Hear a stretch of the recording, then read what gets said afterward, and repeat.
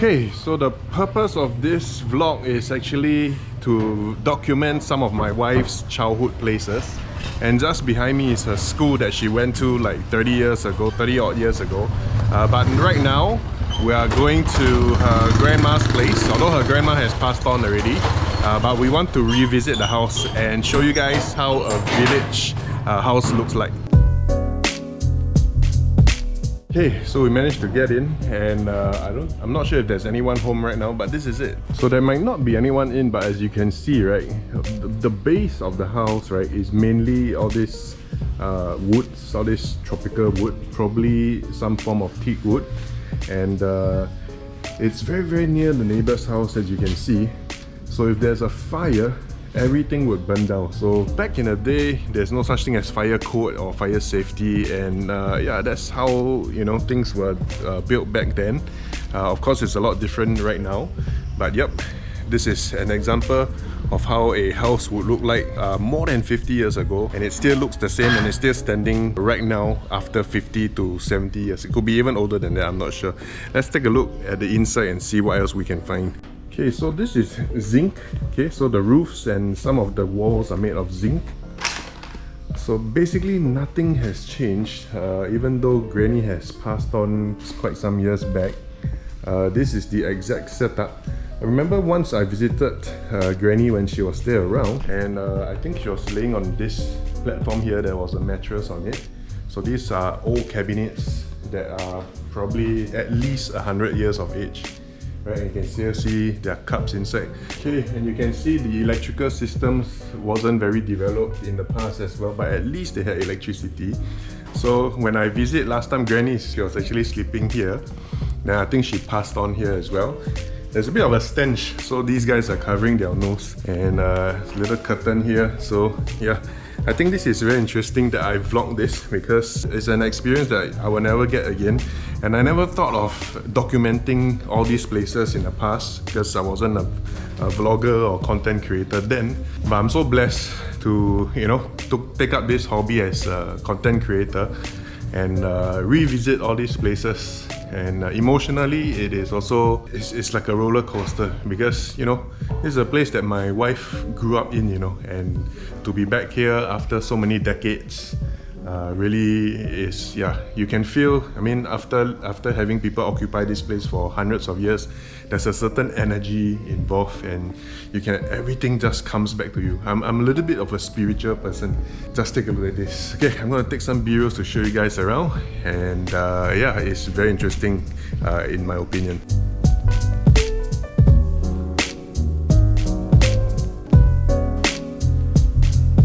Okay, so you guys can see there's still a old grandfather clock here, and it still works. The time is on point.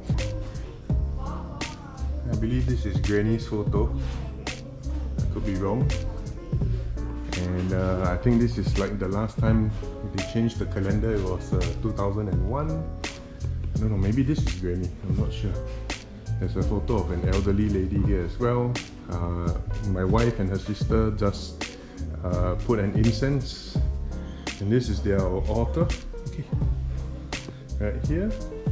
And I think these are more relatives from yesteryear, which I'm not too sure who they are, because the extended family is really big. And this was probably like a dining area with some dining chairs and some of these platforms, which they actually used to kind of chill out on these platforms.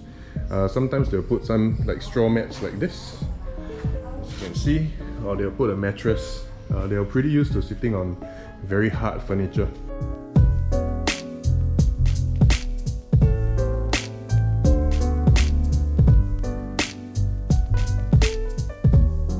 So this is a well where they will keep the water. Oh no! So actually the water will come from the roof, and then it comes into this gutter and go into the well. So they use rainwater for like washing and stuff. And then this is the wife, and the wife ever fell down here on this pillar and broke her teeth. Okay, so yep, this was a cause of missing teeth. Now of course now we have bridges and veneers and stuff. Okay, getting out of Granny's house. Okay, so Granny's house was just this way, And behind me, as you can see, very near proximity is a play school right now. So just take a look at this play school behind. And this is where my wife and her sisters and brother used to go to school. I think there's one more day of school before the holidays. But yep, this is where she studied. And yep, again, the purpose of this trip this time is to revisit all the childhood places of my wife, because I just want to document this as part of our family's history. And it's also very interesting to share it with you guys, so just take a look at this.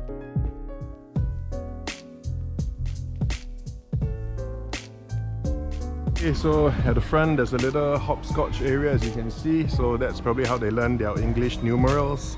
There are various numbers and animations on the floor, so you can learn about like counting and stuff. There's a nice little playground here, as you can see. Okay, these are also probably very old, and these are all the outdoor activities for the kids here. It's now a childcare, so I don't think they have like primary school and stuff like that anymore. They have a little like ball area down here for the kids to jump in. And this is my wife's sister. Yeah. Okay, this is my wife's sister. She's staying in the US now, but she still can't speak English. So next stop will be this temple. I'm not sure if we can go in. Oh, apparently there's a mother temple and a father temple. So let's see if we can go in, because it looks like it's closed right now. But let's see if we can gain some access to the temple. Okay, let's go in and take a look. So basically everyone knows everybody. Okay, we're going into the main hall of the Cao Dai Temple. But this is just a small temple. There's a really big one in Tinin province, which if we have time, I would like to go and visit as well. So the caretaker is here. The caretaker is actually my wife's mom's friend. And this is the main hall of the temple. So this is how it looks like. Temples here, they will always have very nice teak wood altars, because the wood is native to this area of the world. Right, they have some bells and instruments, very typical of any temple, and they will play these instruments during ceremonial periods or during ceremonies. Okay, they have the little bell here again for ceremonies.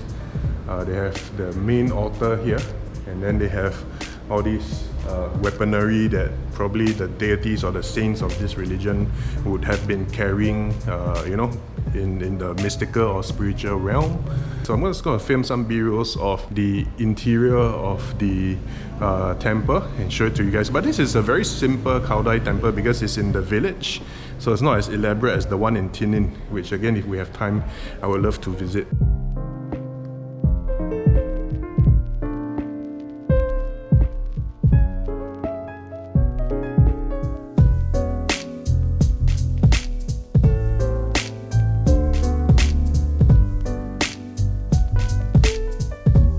Okay, so this is the rest of the temple. Again, they have very old cabinets from hundreds, at least 100 years old. They have some certifications from the government, but sadly I just heard from my wife that the government is going to take back this land to redevelop.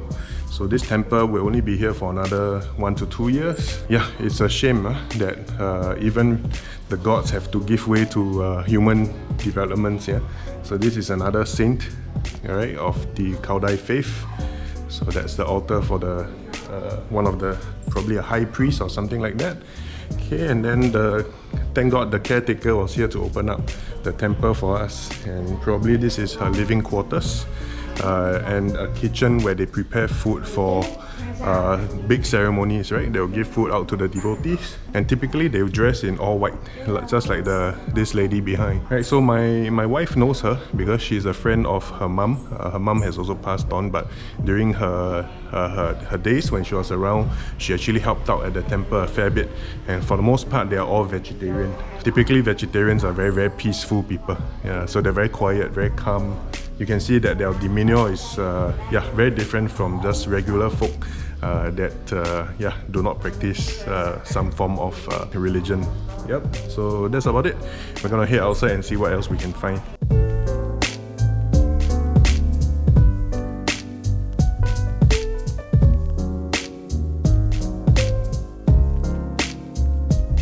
So as we were exiting the temple, this area was where my wife grew up as a kid.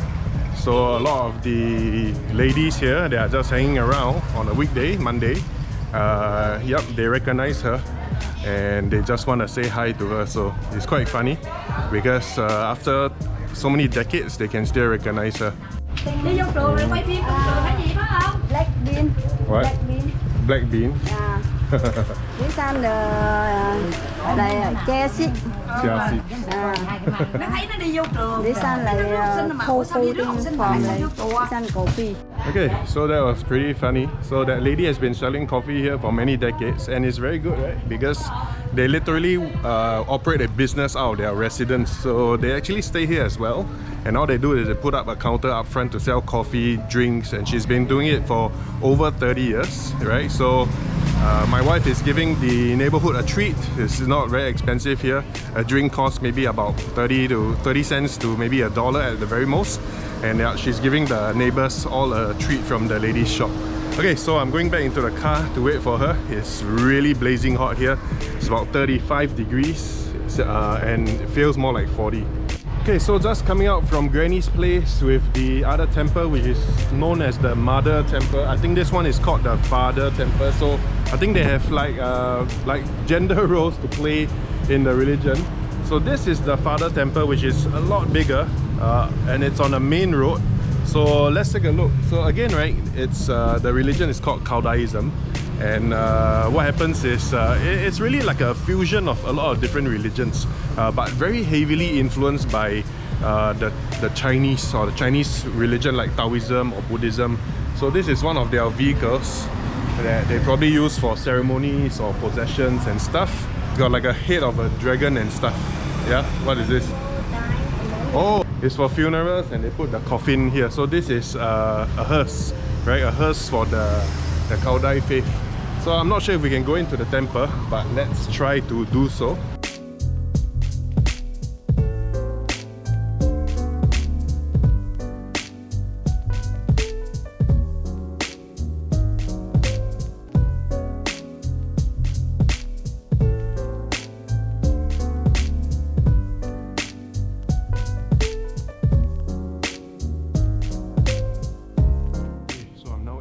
Of the temple, and as you can see, it's really elaborate, much more elaborate than the other one that was in.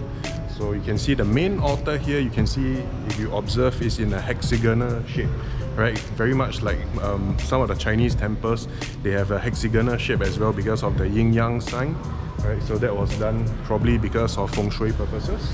And you can also see the Daos on the table, and the table incidentally is also hexagonal shape, I just realized.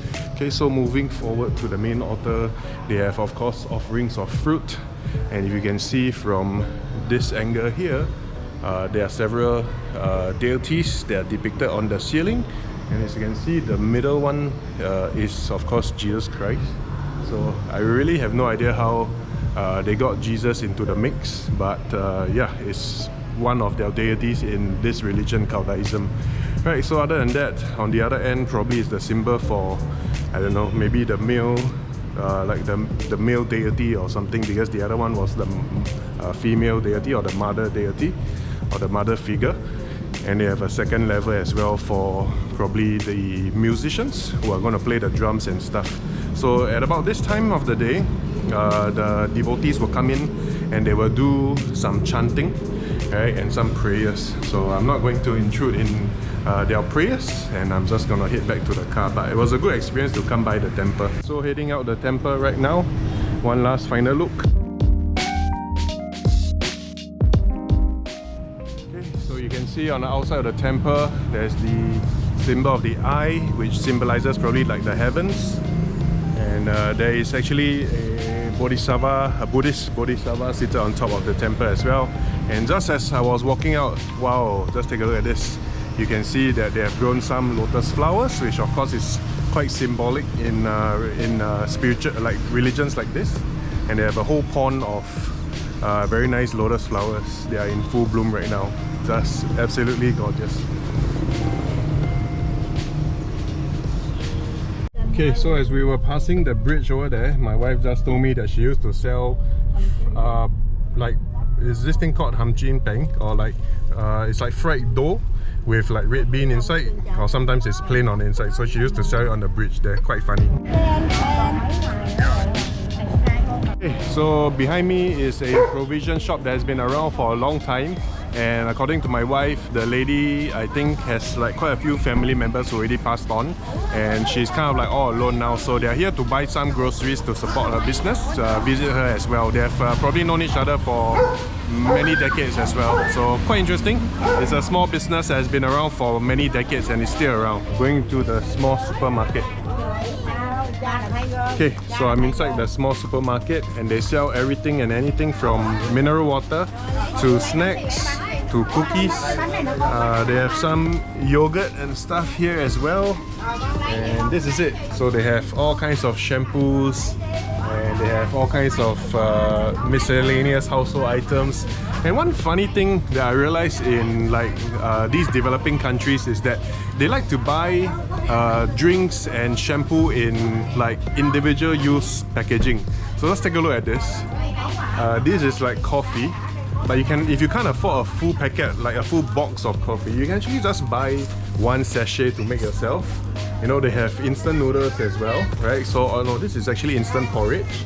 And again, if you can't afford to buy like a pack of 5, or you don't need a pack of 5, you can actually just buy individual packets, right? The same for shampoos and soaps.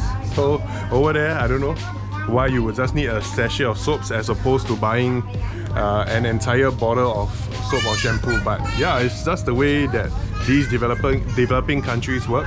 I noticed that a lot of them sell these individually packed sachets of food and shampoos. Yep, so they have everything and anything from disposable shavers in a not very sanitary box. They have a bunch of cigarettes which you can choose from, and they have eggs as well. So really anything and everything in a very, very small shop. Pretty interesting, yeah? Okay, we're done with grocery shopping. Everybody got their snacks and water.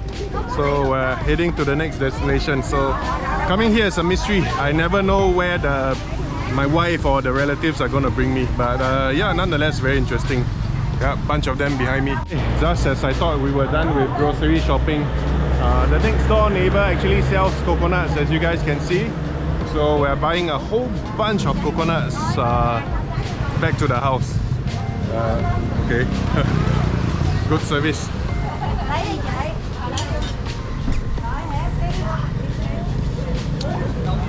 Fresh coconut. Yeah, that's what we bought. There's not enough space to put the coconuts in the car, so they are cutting it up into individual pieces. And just coincidentally, I just went to explore the shop beside. So the old provision shop is here.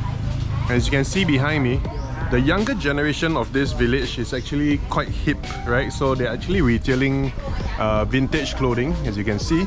So they have a vintage clothing shop here.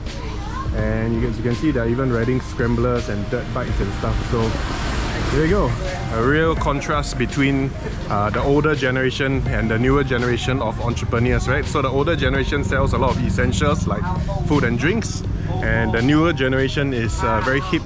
They have collectible sneakers and stuff on the inside of the shop.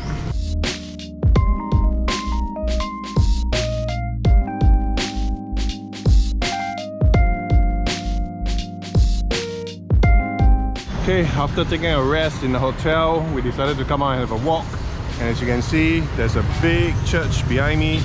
So even though this is like the countryside or like the village, right? So you can still see a huge Catholic church here. Unfortunately, it's not open because it's Monday. Okay, but yeah, it stands pretty big, stands pretty tall. And yeah, there's quite a mix of cultures here as well. And just quite strangely, I saw a white guy at one of the shops there. I'm wondering in my head, what's this white guy doing here? He must be lost or married to a local here, because yep, you wouldn't be in this part of Vietnam if you were not like married to a Vietnamese or a local, right? This is a part of the country that foreigners or tourists don't actually come to. So yep, it's pretty diverse now. Things have changed over the years. The city has developed and has become about 3 times the size. And prices of properties here have actually went up astronomically. A piece of land in just 5 years ago that cost $5,000 it could cost as high as $50,000 to $70,000 today. So it's really the effects of like global inflation, I guess, one of the reasons. And yeah, just taking a walk around, taking in the sights and the sounds of this little countryside city here.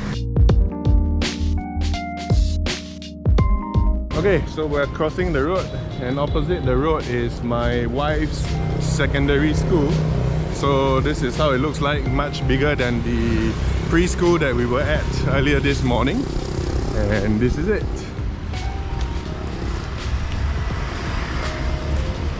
So this is the school. Unfortunately, it's closed right now. Yeah, but let's see if we can break in. So we managed to negotiate with the watchman or the guy at the counter to go in and take a look, adjust the outside of the school. So just want to show you guys the facade. Not too bad actually. Yeah, looks quite well maintained. Of course, this is the countryside. You don't expect to have any college campus facilities. So again, they have a nice pond in the front. And the school is actually named after this, I think he's a warrior or something. And his name is Cao Dai. And he was alive in the 1800s? Yeah, in the 1800s. And yeah, there's a huge sculpture of the warrior. And well, Vietnam is still a socialist state. So they have like the flag, and a lot of these socialist states have warriors and, you know, I don't know, fatherly figures, you know, at traffic lights or in the school. So yeah, so it's quite interesting. So I've been married to my wife for 15 years, and this is the first time I'm actually visiting all the places of yesteryears that she has either, you know, worked at or studied at. And yeah, it's quite interesting to be here.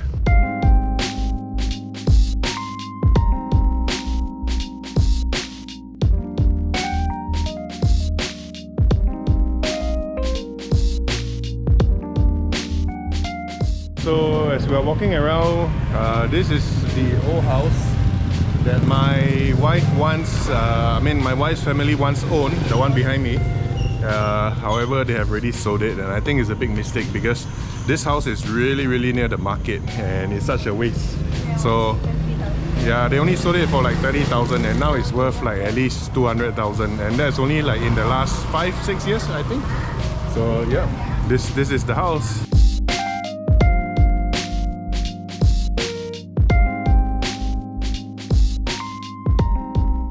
Yep, so this old house brings back memories because I think in sometime in 2006 or so, when I first met my wife, I had to go meet her family, and it was in this house that I first met her family.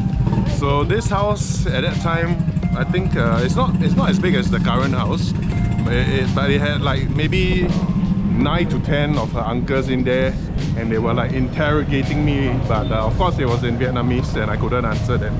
So they were asking all kinds of questions about my background and everything.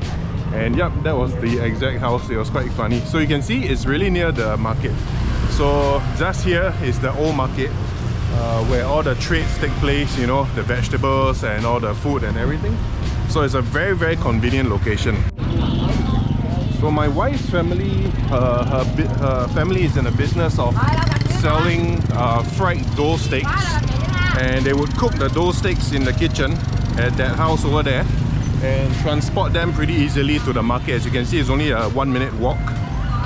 And yeah, it was very convenient, right? So you can see, you can even buy ducks and stuff, or chickens, and even durians, you know, on the other side of the road. It was a very convenient location. Okay, we're walking some kind of museum right now, but I think it's closed. But it looks really old. It looks like a haunted house. And apparently we can go in like tomorrow morning, so we'll see if we can come back here tomorrow morning. Other than that, yeah, it looks like a haunted house, as you can see.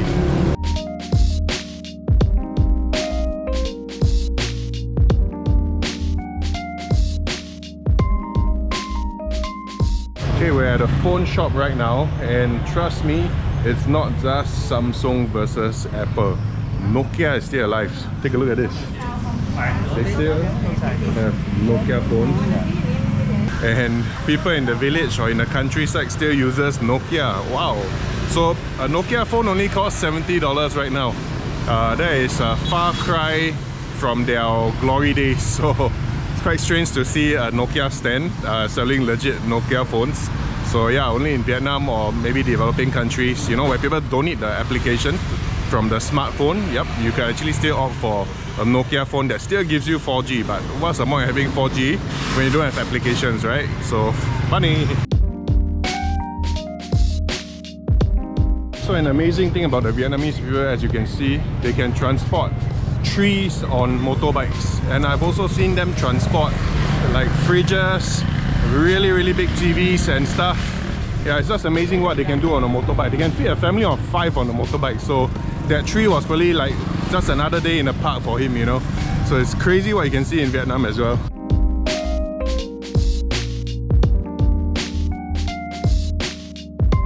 So we wound up at a restaurant or a little cafe that is run by my wife's mother's, one of her younger brothers.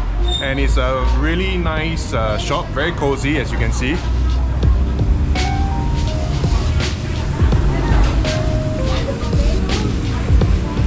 And it's just by the main road where we were walking earlier. So there's a chef cooking behind the counter. I don't know what kind of food they serve, but at this point I'm pretty hungry because me and my son, we're not used to the home cooked food here.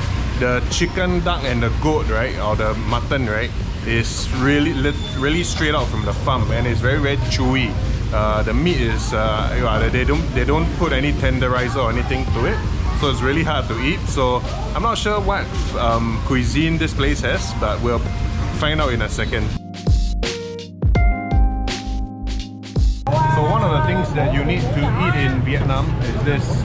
This is actually undeveloped duck fetus, and it's very tasty, but it could be a little bit disgusting for the Western audience, right? So let me just open it and show it to you guys. So this is how it looks like when it's open. There's like some juices that has been steamed to a very hot extent, and you gotta drink the so-called the soup first. Okay, so I gotta open the rest to get to the inside, and it's really hard to vlog in Vietnam because you're competing with everyone who's talking very loudly and then the road noise. But let's get this open. So this is it when it's open. Let's take a look at this. You can actually see the feathers and the undeveloped duck sometimes, but this one you can only see like a little bit of it. Okay, so taste test.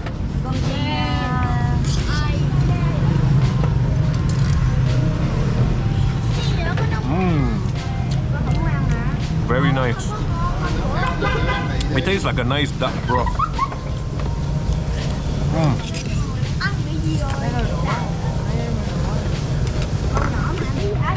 Super awesome. Okay, so if you have either a Vietnamese friend or a Vietnamese relative, you would know that this is pretty common. Sitting down on small little chairs by the roadside, as you can see, and having a family meal. The food is very good actually. So let me just show you guys one of the dishes that just came. This is actually frog's leg. So it's actually an Asian bullfrog, and they are actually farmed for the meat. So the meat, it tastes like chicken, but it's much more tender than chicken.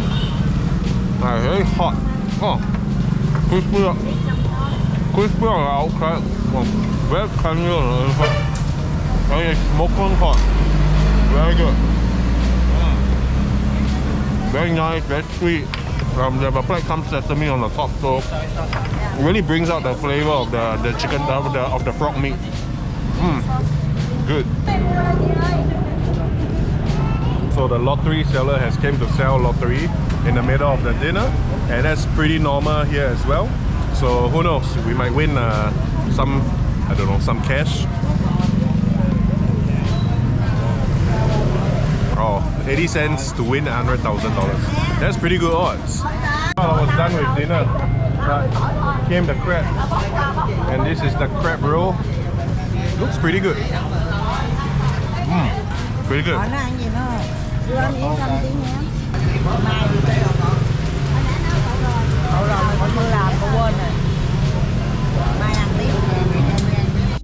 Alrighty, we are done with dinner, and yep, it's been a long day for me because the weather is very hot here.